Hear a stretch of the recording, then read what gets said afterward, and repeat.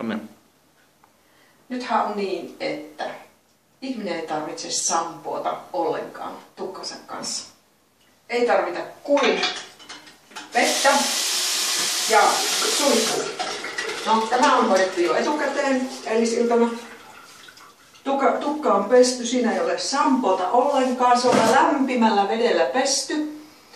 Ja viilehköllä huuhdeltu, jotta siinä tulee tämä kylmä vesi, nimittäin sulkee hiussuut tämä kylmä vesi. Niin lopuksi kylmä vesihuuhtelu, ei aivan pelkällä lämpimällä vedellä.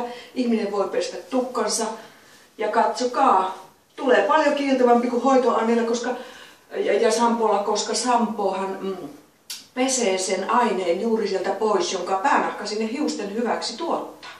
Näin se saamme pysymään hiuksissa.